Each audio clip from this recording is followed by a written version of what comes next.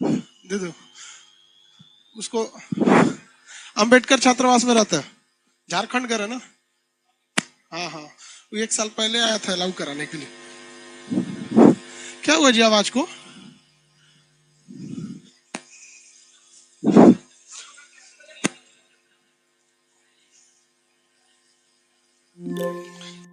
Board ले जाने के लिए पढ़ाएंगे कौन चीज है घर पे?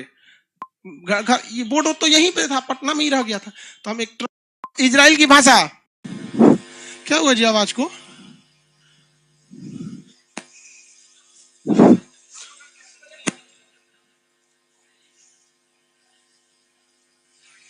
आवाज यहाँ क्यों गूंज रहा है? लड़के लाइव सेंटर, आप लोग को तो आवाज ठीक जा रहा होगा। 1 सेकंड, इस पे 30 डेसिबल पे रुक जाओ तो। 30 डेसिबल पे अभी भी गड़बड़, तो और गड़बड़ हो गया। आप लोग वहां कहाँ खड़े हो गए? बैठ जाओ बाबू जल्दी, सब लोग। खड़े होने से पहले आप ये नहीं सोचते हैं कि आगे पीछे को डिस्टर्ब होगा कि नहीं, बस अपना खड़े हो गए। ये सब आदि मानव है, सब पाषाण काल का बोका कहीं का।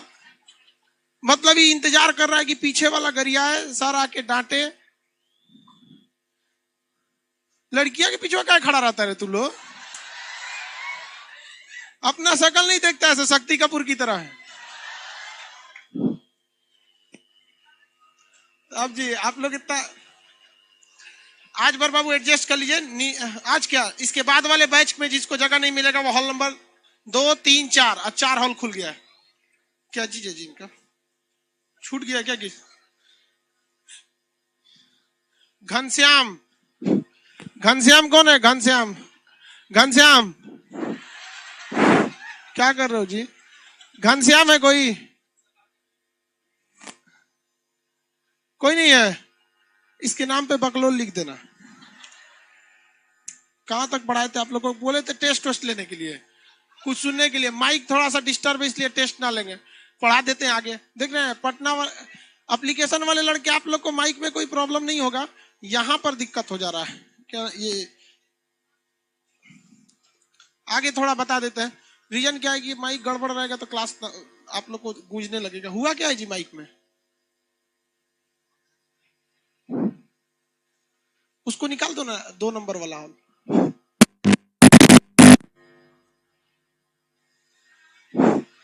अब अच्छा, एक्चुअली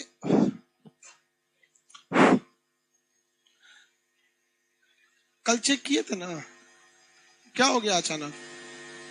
एक्चुअली एक नया हॉल जोड़ा गया है ना, तो सप्लाई यहीं से देना होता है हर हॉल में, तो थोड़ा सा हो सकता है कि दिक्कत हो गया।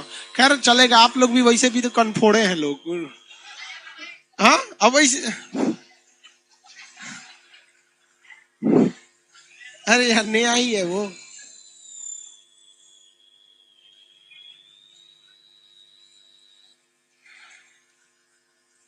वैदिक काल, इस काल में किस चीज की रचना की गई थी? बैंक की, वेदों की। किसकी रचना किया गया? वेद की रचना करने के कारण इसका नाम क्या पड़ गया? वैदिक काल। रचना की वजह से क्या पड़ गया? वैदिक काल।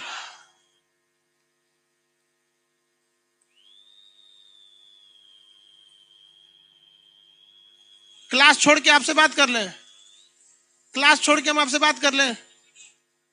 क्या बात है बोलिए तो, बोलिए ना 2 मिनट में, क्या बात है?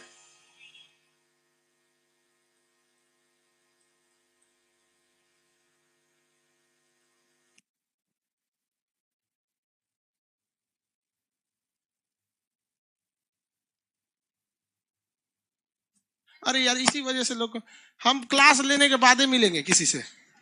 क्लास खत्म होगा 10 बजे आप आएंगे, ठीक है? बाकी इन लोग को कोई बता दीजिए, जो प्रॉब्लम होगा बता देंगे, बताइए उनको। माइक ठीक हो गया? चलिए बाबू देखिए, सही हो गया माइक। इससे पहले के क्लास में जहां तक बताए थे उसके आगे वैदिक काल के बारे में समझा देते हैं। आज थोड़ा सा पटना में ट्रैफिक ज्यादा है, देखते हैं जगह जगह पे नाली खोद दिया है सब, उसमें से जो मैं गड़िए फंस गया, हम कहीं के ले गया, हमको तो घुमा के ले आना पड़ा, इसलिए लेट हो गया। देखिए बाबू, इससे पहले के क्लास में हम आपको सिंधु सभ्यता के बारे में बता दिए थे, कंप्लीट हो गया था। सिंधु सभ्यता के पतन का कारण क्या था? हाँ, बाढ़।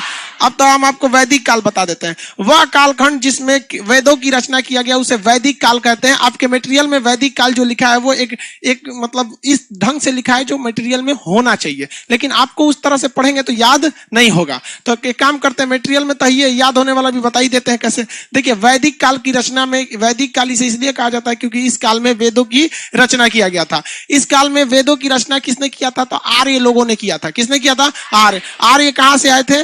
मध्य एशिया। आर्य कहां से आए थे? मध्य एशिया। मध्य एशिया में अभी कौन देश आते हैं? सेंट्रल एशिया में। सेंट्रल एशिया में अफगानिस्तान के ऊपर का एरिया आता है, Kazakhstan, Kyrgyzstan, Tajikistan, Turkmenistan, Uzbekistan. समझ में आ गया कि नहीं आ गया?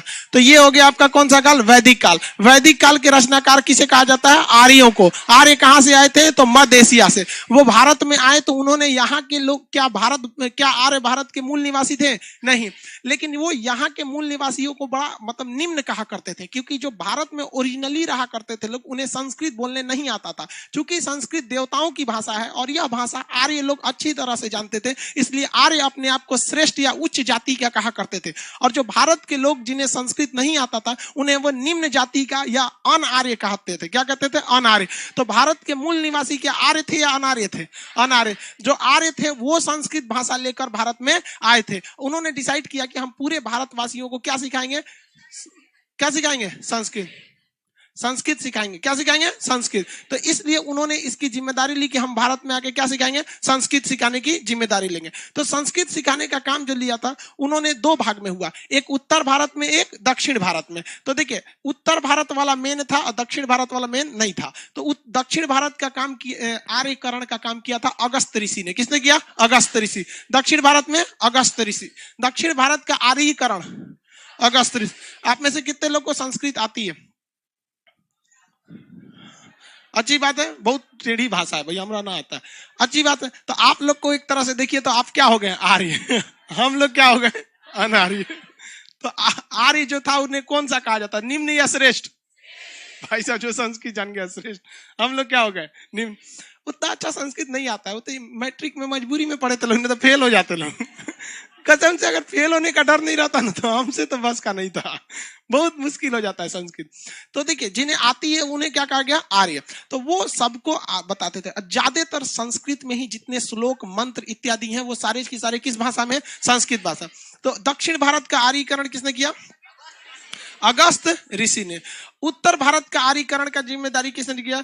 गौतम राहुगढ़। किसने किया? गौतम राहुगढ़। तो यहाँ के राजा कौन थे भाई? राजा विदेह। यहाँ के राजा थे राजा विदेह। ये राजा थे विदेह। लेकिन इनके पास जो पंडित जी थे, इनके वीडियो क्वालिटी में क्या दिक्कत है जी?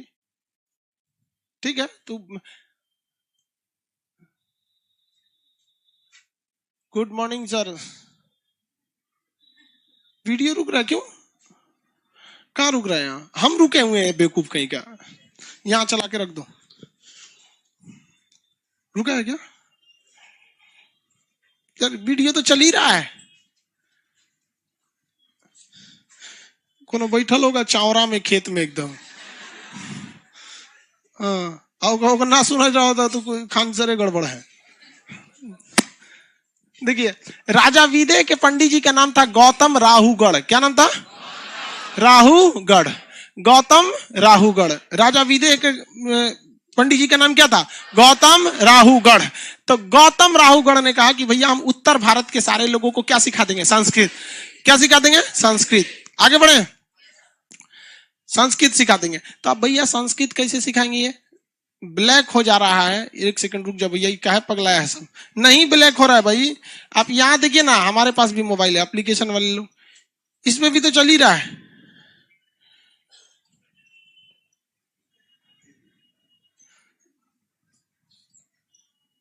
क्या दिक्कत हो रहा है जी इन सबको?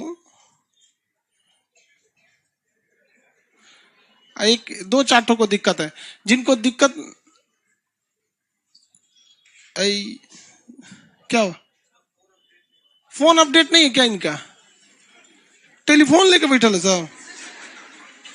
सब ठीक है सर। अब ठीक हो गया सर। अरे यार तो कभी बाई दी वे 1 सेकंड के लिए फ्लक्चुएट हो जाएगा तो 1 सेकंड में तुम लोग 8000 कमेंट कर देगा तो हम पगला जाएंगे। तुम लोग को भी समझ में नहीं आता है, धैर्य नाम की चीज नहीं है। तो नहीं सर कुछ दिक्कत होगा ना, सर जी हो गया। चलो देखो यहां से, ये उत्तर भारत का आर्यीकरण किसने किया? गौतम राहुगढ़। और दक्षिण भारत का अगस्त। अब एक बात बताइए, हम आप ही से कहते हैं एक काम कीजिए ना, आप एक भाषा सीखिए जिसका नाम, हम आपको मंडारिन भाषा सिखाएंगे, या फिर हम आपको इजराइल की भाषा सिखा देंगे। इजराइल की भाषा क्या है? मूसा। इजराइल की भाषा हिब्रू। इजराइल की भाषा कौन सी? हिब्रू। हम आपसे कहते हैं हिब्रू भाषा सीखिए, आप सीखिएगा क्या है? हम आपसे कहते हैं इंग्लिश भाषा में काम करेंगे, मान के चले हम आप लोग को इंग्लिश फ्री में सिखाएंगे, सीखेंगे? तो देखिए भाई, दुनिया का दस्तूर है, जब तक आपको फायदा नहीं है आप यहां आएंगे नहीं। दुनिया में डर, जरूरत, इंसानियत, ये 3 चीज ही पूरी दुनिया को अभी तक रोक के रखी है। आपको कहीं ना कहीं जरूरत है इंग्लिश की, या फिर डर है कि शायद इंग्लिश नहीं रहेगा तो एसएससी नहीं निकलेगा। जरूरत और डर, ये दुनिया का सबसे बड़ा चीज होता है। और इंसानियत, ये अगर नहीं रहेगा तो फिर तो आप पूरी तरह प्रोफेशनल हो जाएंगे। तो आपको कहीं ना कहीं जरूरत है। तो लोगों ने कहा कि भैया हम संस्कृत काहे सीखेंगे? हम देखिए, एप्लीकेशन वालों को पता था हिब्रू, यही सबको। एक सच में बात बताते हैं ना आप लोग को, बहुत मजाक में आप पढ़ते हैं लोग, पटना वाले लड़के बहुत सीरियस लेके नहीं पढ़ते हैं आप लोग। थोड़ा यहाँ पे लाल पीला हरा ज्यादा दिखता है आप लोग। तो सबसे पहला बात बताइए, कोई ना कोई फायदा दिखना चाहिए। तो फायदा ये दिखा कि भाई संस्कृत में श्लोक मंत्र बहुत ज्यादा थे। कुछ पढ़ दीजिए, मतलब पहले के जमाने में अगर महाभारत रामायण देखिएगा तो तीर नॉर्मल रहता था, नॉर्मल है ये तीर धनुष रहता था, तान के एकदम धाए, सब यहाँ पत्थर का बन जाए, सब खत्म कहानी। ऐसे मंत्र वगैरह था। तो गौतम राहुगढ़ ऐसे ऐसे कुछ मंत्र वगैरह पढ़ रहे थे जिससे कि लोग बहुत प्रभावित हुए और वो आर्य की ओर तब्दील होने लगे। तो ये उनका उद्देश्य था। इन्होंने एक मंत्र पढ़ के मुंह में ना आग की ज्वाला बना लिया था, अब बुतिये नहीं रहा था। लेकिन उस मंत्र में ऐसा था कि मतलब ये बुझनी नहीं चाहिए, एक बार बुझ गया तो दोबारा नहीं लगेगा। तो ऐसे पूरे भारत का ये आर्यीकरण क्या कर रहे थे, करते आ रहे थे। लेकिन जब ये हाजीपुर के पास पहुंचे, सोनपुर के पास, पटना पार किए, तो उनका नदिये में गिर गया ज्वाला, अब भूत आ गया। अब वो पटना नहीं आ पाए और यहीं से क्या हो गए, लौट गए। और वो श्राप दे के लौटे थे कि ये अछूतों की भूमि है। अरे भाई, पटना वाला बुरा मत मानेगा, ये अर्थववेद में लिखा हुआ है और गौतम राहुगढ़ का बात था, ये हमारा बात ना है। कोई हमारे पीछे पड़ जाएगा कि अछूत की भूमि कर है भाई, वो उस समय का बात था। ठीक है, तो ये किसकी बात हो गई भाई? गौतम राहुगढ़। किसकी? गौतम राहुगढ़। तो ये हो गया भैया अगस्त ऋषि ने इन लोग का क्या कर दिया, दक्षिण भारत का, और गौतम राहुगढ़ ने उत्तर भारत का। ये तो आपको नॉर्मली याद हो जाएगा। इस समय सिंधु सभ्यता से अलग चीज थी। देखिए, सिंधु सभ्यता में भी कृषि था और यहां भी कृषि था, बट सिंधु सभ्यता में कृषि के साथ साथ व्यापार था। किसी के साथ साथ व्यापार। बट यहां कृषि के साथ साथ व्यापार नहीं था, पशुपालन था। क्या था? पशुपालन। जबकि आप वहां देखेंगे सिंधु सभ्यता में तो पशुपालन ज्यादा महत्व का नहीं था। और वहां अगर देखेंगे सिंधु सभ्यता में तो पशु में सबसे ज्यादा एक सींग वाला एगो जानवर फेमस था, जिसका शकल बैल की तरह लेकिन सींग गेंडा की तरह। कौन सी था सोचा, पता ही नहीं चला। वहां पे एक सींग वाला गेंडा कह दीजिए वहां पे। जबकि यहां सबसे ज्यादा फेमस कौन सा जानवर था? गाय। गाय के हिसाब से आप अमीर हैं या गरीब हैं। अगर आपके पास गाय ज्यादा है मींस क्या है, आप अमीर हैं, और अगर गाय कम है तो गरीब है। तो गरीबी और अमीरी का डिसाइड किसके आधार पर होता था? गाय का। किसी का गाय खो जाएगा तो ये रिस्पॉन्सिबिलिटी थी राजा की कि राजा क्या करेगा, उसके गाय को ढूंढ कर देगा। इस घटना को गविष्टि कहा गया। क्या कहा गया? गविष्टि। और अगर किसी ने गाय की हत्या कर दिया तो ससुरा का मृत्यु दंड दे दो। ये गोरखा खड़ा हो, कहां देख रहा था तुम उधर?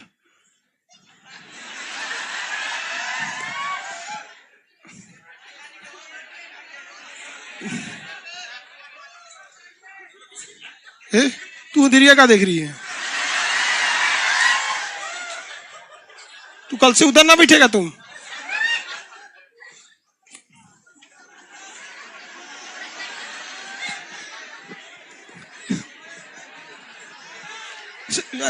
न लड़के कम है न लड़की कम है, सब रद्द है सब। अरे बबुआ तू इधर देख, पढ़ाई कर यहाँ पे, ना तो टूटते ना देखा तू हमको। आज जाके मार्केट में से खरीद के 10-15 ठो राखी यहाँ रख देना। चलो देखो ध्यान से,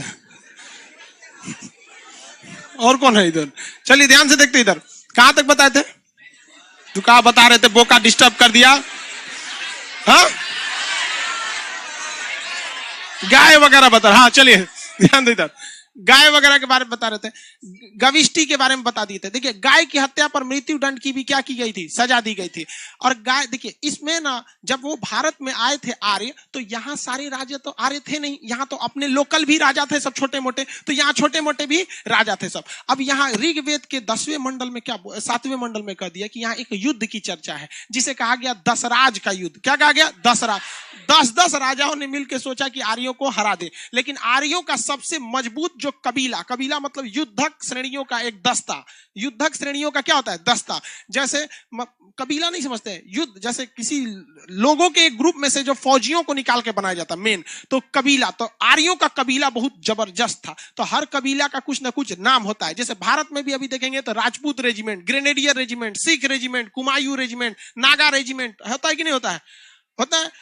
बिहार रेजिमेंट, ये बिहार रेजिमेंट वाला धोया था सब गलवान में चाइनीज वाला को जून में धोया था ना। सिख रेजिमेंट पंजाबी वाला, तो पंजाबी रेजिमेंट वाला तो अपने होता है 7-7 फुट के, ओए सग्गा पुत्र की करिया रे तू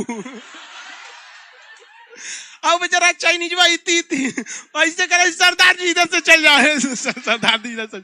तो भारत में भी क्या है? कबीले हैं। तो उस समय सबसे आर्यों का मजबूत कबीला का नाम था भरत कबीला। कौन नाम था? भरत। इस 10 राजाओं के युद्ध में, दशराज के युद्ध में कौन विजयी हो गया? भारत कबीला जीत गया। आर्यों का कौन सा कबीला? भारत। उससे क्या बन गया नाम भारत का? भारत। क्या हो गया? भारत। लेकिन भारत में ये आर्य जो थे वो पूरी तरह से नहीं छाए थे, बल्कि ये धीरे धीरे एंट्री मारे थे मध्य एशिया से भारत की ओर। अब मध्य एशिया में इन्होंने आए थे तो भारत में पंजाब की ओर आए थे। कहां आए थे? पंजाब। कहां आए थे? पंजाब। पंजाब में कितनी नदियां? कितनी? 5। और जब ये आज के पंजाब में 5 नदियां जाती हैं, लेकिन ये एरिया पंजाब में उन्होंने कब्जा किया और इसके ऊपर एक सिंधु नदी और यहाँ घग्गर नदी, तो 5 गो तो नदी ऐसे ही थी, सिंधु और घग्गर, 2 और जोड़ लिए, कितना? 7। इसलिए इनके प्रारंभिक निवास स्थल, इनका प्रारंभिक निवास स्थल को क्या कहा जाता है? सप्त मतलब 7, सैंधव मतलब नदी, सप्त सैंधव प्रदेश। क्या कहा जाता है? सप्त सैंधव प्रदेश, सप्त सैंधव प्रदेश। तो बताइए आर्य आए कहां थे? मध्य एशिया से। भारत में कैसे प्रदेश में रहे थे? सप्त सैंधव प्रदेश। ऐसा प्रदेश भारत के दक्षिण में है कि उत्तर में है कि उत्तर पश्चिम में? उत्तर पश्चिम। वर्तमान में यह पंजाब हरियाणा राज्य में आता है। क्या आता है? पंजाब हरियाणा राज्य में आता है। किसी को कोई दिक्कत नहीं। ये दशराज युद्ध में इन्होंने क्या कर दिया? पूरी तरह से रौंद के रख दिया था। समझ में आ गया कि नहीं? तो ये वैदिक काल का कौन सा काल था? शुरुआती दौर था। क्या था? शुरुआती। धीरे धीरे वैदिक काल और आगे चला गया। अभी तो ये शुरुआत था, जैसे जैसे ये लोग क्या करें? एंट्री मारे, जैसे जैसे ये एंट्री मारे तो ये शुरुआत था। अब इसके आगे देखते हैं। देखिए सिंधु सभ्यता कब खत्म हो गई? 1750। कब खत्म हो गई? शुरू कब हुई थी? 2500 ईसा पूर्व। 2500 ईसा पूर्व से चालू हुई थी। कहां खत्म हो गई? 1750 ईसा पूर्व। कहां खत्म हो गई? 1750 ईसा पूर्व। अब यहां से कौन सा चालू हुआ? वैदिक सभ्यता। वैदिक सभ्यता चालू हुई अब 1500 ईसा पूर्व से लेके 600 ईसा पूर्व। कितना? 600 ईसा पूर्व। ये वैदिक काल चालू हुआ। इस वैदिक काल के रचनाकार कौन थे? आर्य। ये बीच का काल क्या हुआ भैया? ये देखिए 250 साल गायब है। क्या है? 250 साल गायब है। देखिए ये तो 1750 है और ये कितना है? 1500 है। तो बीच का जो 250 साल है इसे हम ट्रांजिशन बेल्ट कहते हैं। क्या कहते हैं? Transition belt. कौन सा बेल्ट? ट्रांजिशन। जब एक सभ्यता दूसरी सभ्यता की ओर बढ़ रही होती है तो बीच में एक ऐसा दौर आता है जिसमें कोई काम नहीं हो पाया रहता है, जिसके आप एग्जाम्पल भली भांति समझ सकते हैं। शायद इससे पहले नहीं समझा पाते थे। कोरोना काल में भारत में एक बहुत भयंकर दौर चला था, मई जून का महीना। अप्रैल, मई और जून, इस महीने में इतनी भयानक पुलिस थूरी थी, इतना भयानक जिसका कोई हद नहीं। हम छुट्टी में गए थे होली में, बैच वगैरह में, तब तक पता चला बिहार सरकार ने आदेश दिया कि 23 मार्च तक स्कूल कॉलेज नहीं खुलेंगे। मोदी जी ने आराम से जनता कर्फ्यू किया और 2 दिन बाद भयानक कर्फ्यू कर दिया। अब हमारा सारा पढ़ाने का आइटम पटना में छूट गया था। हम तो कुछ, अरे भाई साहब हम 1-2 कपड़ा लेके गए थे बस। 2 महीना तक तो हम 2 कपड़ा पे थे, दुकानियों नहीं खुलता था। अब खुलता भी था तो शुरुआत में बहुत डर लगता था कोरोना से। शुरुआत में बहुत डर लगता था। हम तो खलासी बन के पटना आए थे ट्रक पे, ये बोर्ड ले जाने के लिए। पढ़ाएंगे कौन चीज है घर पे, घर ये बोर्ड तो यहीं पे था, पटना में ही रह गया था। तो हम एक ट्रक वाले को कहे, तो कहाँ जा रहा है? बोला पटना जा रहा है। हम एक काम कर, तू अपने खलासी को मेरे यहाँ आराम करने के लिए रोक दो, हम तुम्हारा खलासी बन जाते हैं। तो उसका अपना गंजी उंजी पहन लिए घर में, ऐसे गमछा बांध दिए, पटना पटना पटना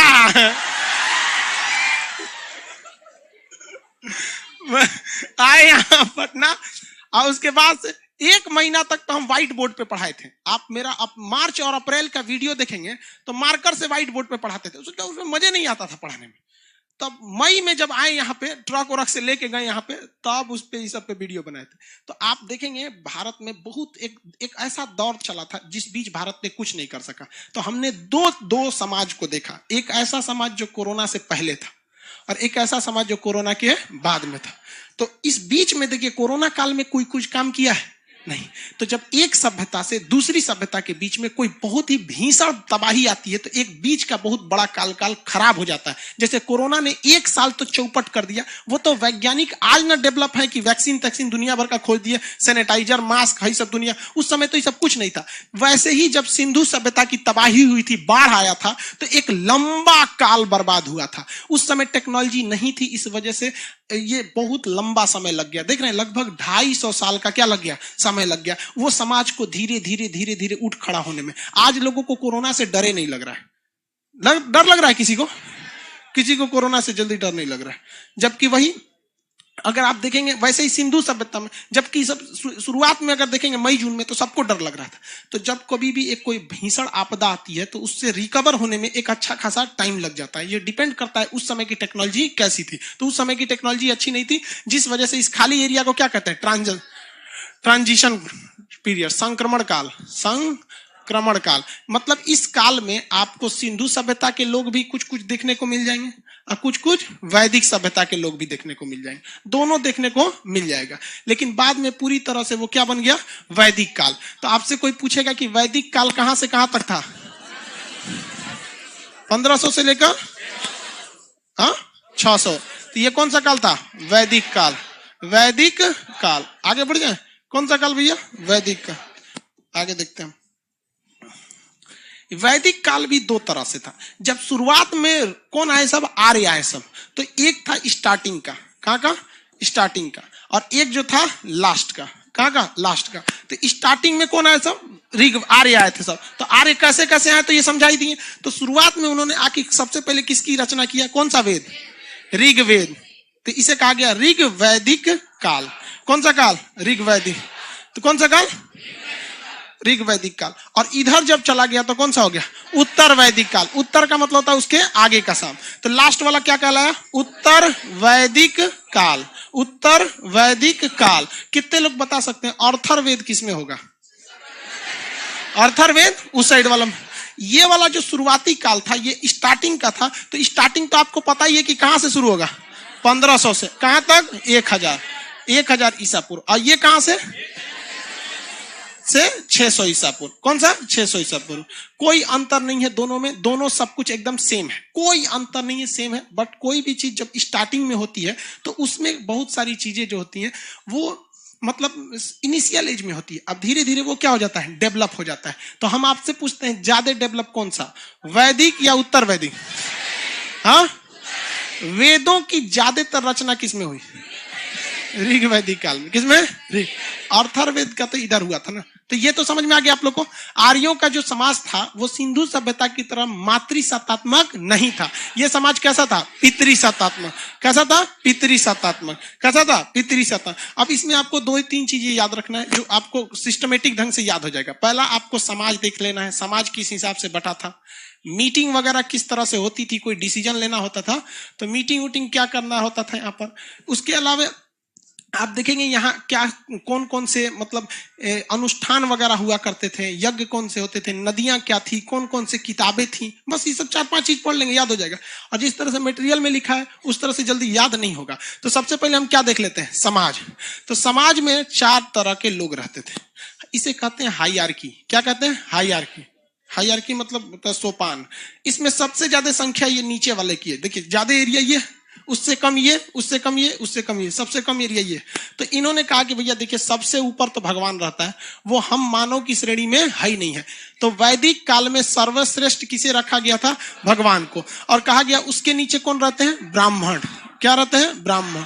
ब्राह्मण को कहा गया कि ब्रह्मा जी के ये रूप हैं। क्या है? ब्रह्मा जी के रूप हैं। तो अभी भी समाज में ब्राह्मण कम है, और इस संख्या के हिसाब से देखिए अभी तो ब्राह्मण क्या है? कम है। इसमें देखिए ना, इतना ही तो एरिया है ब्राह्मण के लिए, है कि नहीं है? हायरार्की के हिसाब से तो अभी भी ब्राह्मण कम है। 3% ब्राह्मण है भारत में। कितने परसेंट? 3% ब्राह्मण। जबकि जितना भी बड़ा पोस्ट देखिएगा उसमें 70% में कौन है? ब्राह्मण। इसका मतलब ये नहीं कि ब्राह्मणों ने छल कपट से नौकरी लिया है या उन्हें किसी ने आरक्षण दे दिया है। वो कम खाएंगे लेकिन पढ़ाई ज्यादा करेंगे। अमीर गरीब कैसा भी रहेगा लेकिन वो पढ़ेगा।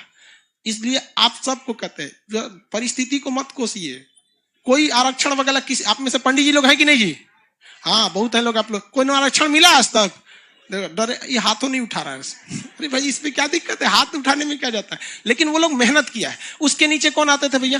क्षत्रिय। कौन थे? क्षत्रिय। कौन है? क्षत्रिय। तो ब्राह्मण के नीचे क्षत्रिय, ब्राह्मण के नीचे क्षत्रिय। क्षत्रिय का अर्थ होता था जान बचाने वाला या रक्षा करने वाला। उसके नीचे बिजनेसमैन, जिसे कहा गया वैश्य। क्या कहा गया? वैश्य। क्या कहा गया? वैश्य। उसके नीचे सेवा करने वाला शूद्र।